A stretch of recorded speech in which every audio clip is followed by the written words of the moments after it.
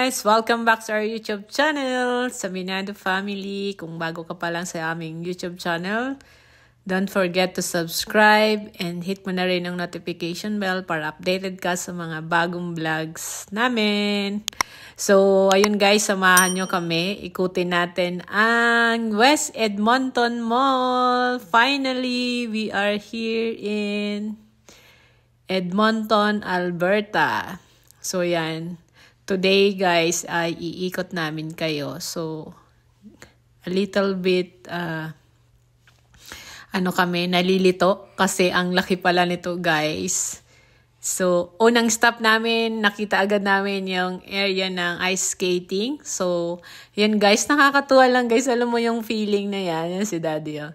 Nakakatuwa kasi before, pinapanood lang namin yan sa mga vlogs ni Carino Family. Shoutout kina Kuya Mark, kay Kuya Inags, and Emma and Alwin yung last namin na napanood na nagpunta din sa West Edmonton Mall. So, pag pinapanood namin yan, tinatanong ng anak namin kung kailan kami pupunta. And finally, thank you Lord, nandito na kami. And one of our dreams is maikot itong West Edmonton Mall, yung isa sa pinakamalaking mall sa Canada. So, yun guys, ikot-ikot kami siya dyan. Ang ganda. Taas ng ceiling. At ito naman ako, yan. Nagsiset ako ng monopod kasi sabi ni Daddy mag-vlog daw ako, mag-mini vlog daw kami para meron kaming souvenir. Yan. Para sa mga bata. And yan, sineset ko. Yan. Sorry guys kung mahilo kayo kasi baguhan lang. Alam nyo naman guys, pag ako nagbablog, lagi ako nakaupo or else nakatayo sa bahay. So, explore natin ang outdoor na paggamit ng monopod. So, yan, nagpunta kami dyan. Ang ganda, guys, nakaka-relax. Yan. So, ikot-ikot lang kami. Kasi wala kaming tour guide, kami lang. Yan.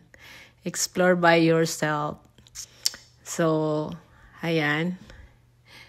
Sineset ko kung paano na makikita kami lahat at makikita yung dadaanan namin. Ang hirap talaga maging vlogger, guys, sa outdoor. Sanay kasi ako na isang position lang. So, ayan o. Akalain mo yan na kita, nawawala yung yung mukha ko. So, yan. Yan. Pinakita ko na yan yung dinadaanan namin. Papunta kami sa, yan, pangalawang stop namin, guys. Ayan, nag-check kami sa boutique ng mga shoes, rubber shoes. Yan. Ano lang kami, window shopping lang kami. Ayan, enjoy na enjoy talaga yung anak ko. At the same time, mabait yung aming bunso, yung aming little one. Bait siya kay Daddy. So, yan, ikot-ikot lang kami, tingin-tingin. Pero hindi kami bibili, guys. Shopping, window shopping lang. Double check lang namin yung mga fries, check ng sales, pero hindi kami bibili, guys. Ayun. Voice over tayo, guys, kasi may mga tugtog dyan. So, para hindi tayo ma-copyright. Alam niyo naman, guys. So, yun, guys, sa mga bago naming subscribers, before anything else, we would like to say thank you so much from the bottom of our hearts. Salamat po sa pag-subscribe. And yun ang aming little one. He is so behave and yeah. Ayan yung mga rubber shoes. Ayan. Nag-check si Daddy ng mga sapatos kasama ang aming kuya. So, yan. Ikot-ikot lang. And, yan. Paglabas namin sa shoe boutique, yan. Inabutan namin ang mga nagkaka-racing. Nag-call ng attention sa sa anak namin, yung nagkaka-racing. So, gusto daw niyang mag-rides. So, yan, nanood kami dyan. And, on the other side, nakita namin yung mga tao papunta doon sa indoor playground. Di ko alam kung indoor playground ang tawag dyan or ano. Basta marami dyan mga rides sa pangbata. Ayun. So, yun, papunta na kami dyan para mag-sightseeing. At etong anak namin, si Kuya, nangunguna talaga siya. Excited siya kasi last time sa Avalon Mall, maliit lang yung doon, indoor playground. Unlike here, there's a lot of rides. Yan, para ka rin nasa Star City. So, yan guys. Sabi ko sa kanya, mag-picture kami Kaso masyado siya excited Nauna talaga siya sa amin. Pero ako naman kasunod niya. Sabi ko, picture muna kami. Ayan o, tatayo siya dyan, magpapapicture siya. So, ayan. Sabi ko sa kanya, hindi muna tayo magra-rides. I-check lang muna natin yung mga yung mga available nila dito and ano bang meron dito. Explore lang tayo, guys. And marami naman kaming time. Marami pa tayong time. Sabi ko sana ko, marami pa tayong time para mag-rides dyan at mag-visit ulit again. So, ikot-ikutin lang natin hanggang sa mag-familiar tayo. So, yan. May mga carousel. At saka may mga train rides. Yan, guys. Ang Canadian dollar. Ayan. So, pasensya na kayo, guys, sa may hilo ang camera girl. Ang camera girl. So, yan. Ako muna. Relax muna tayo, guys. Si daddy muna ang bahala sa bunso natin. Sabi nga nila, it's my time. Yan. Yan. Tinatanong ko sa kanya, kay kuya, kung gusto niya mag-rides dyan. Kung hindi siya na-scared. Sabi niya, hindi daw. Ayan, no. Ayan si daddy, ah. Hello! Ayan. Oh, diba? Ayan. Tatawid sana kami dyan sa kabila kaso maingay na, tumutunog na yung train. Alam mo may paparating na train, bawal na tumawid. Tawag ko si kuya kasi may tunog dyan yung red alert na ano. So, yan.